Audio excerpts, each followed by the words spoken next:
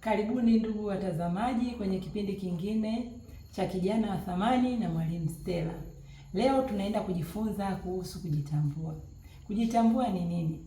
Kujitambua kunatokana na neno tambua. Tambua ni kujua kitu kwa kina, kujua kitu kiundani. Kwa hiyo kujitambua ni ile hali ya kujijua kiundani, wewe ni nani, unafaa katika nini, hufai katika nini. Ni ufahamu kuhusu wewe mwenyewe.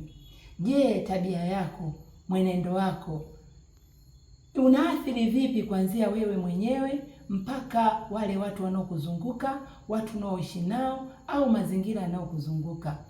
Ndiyo kujitambua. Watu walioweza kufika mbali, watu walioweza kufanikiwa aidha kielimu, kibiashara, kimasomo, kiimani, ni wale watu walioweza kujitambua.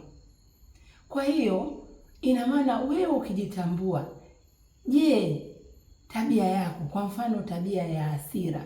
Kuna watu wengine wana hasira. Anaweza akawa akachukia, akachukua kompyuta yake, akaivunja. Yaani ni hasira tu, akamtupia mtu au yeye mwenyewe akaitupa, akaivunja. Sasa mwisho wa siku anataka kuandika kitu, kompyuta hana.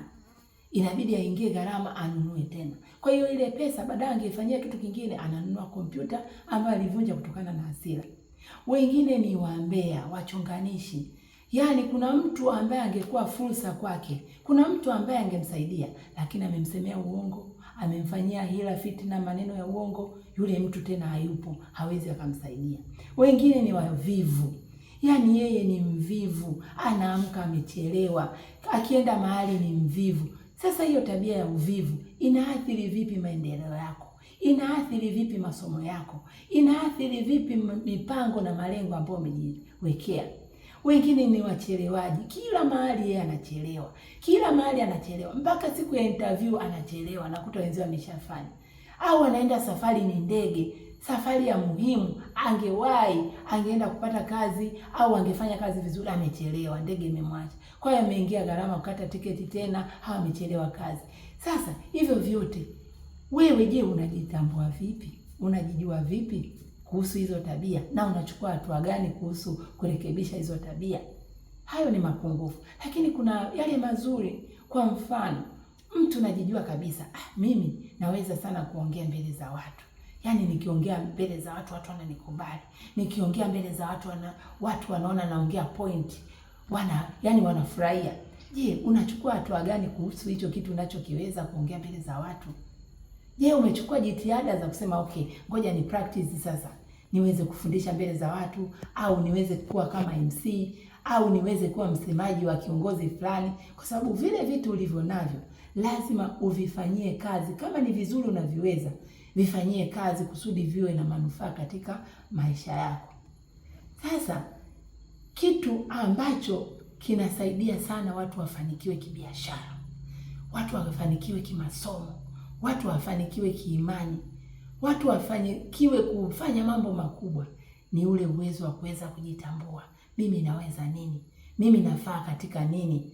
Mimi naweza nikafanya kitu gani kwa hali ya juu zaidi na kikanipa matokeo mazuri? Hata wafanya biashara wakubwa ni watu ambao walijitambua kwamba mimi naweza nikaingia sehemu fulani, nikachukua kama ni mazao, nikaingia ndani huko porini nikachukua mazao. Unaona?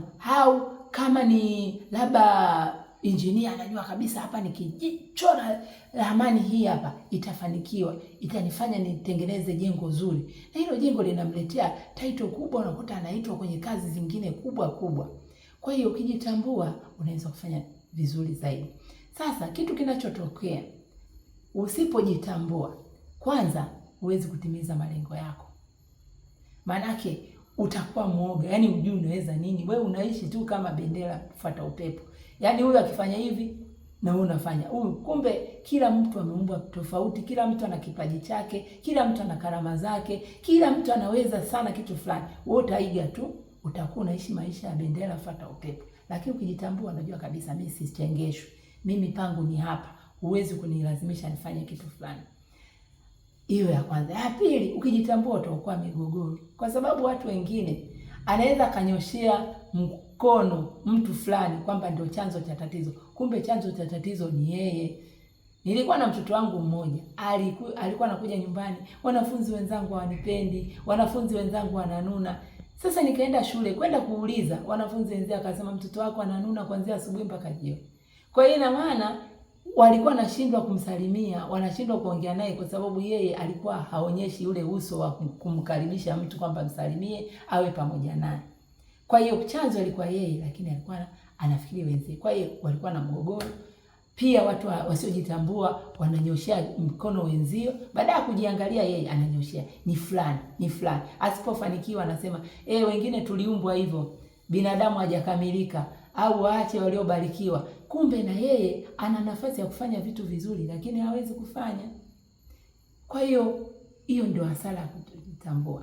Kwa hiyo kijana, lazima ujitambue ili kufikia ndoto zako, ili kutimiza malengo, ili ufanye vizuri, lazima ujitambue.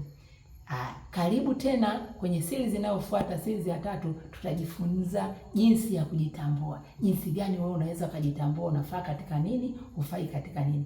Karibu.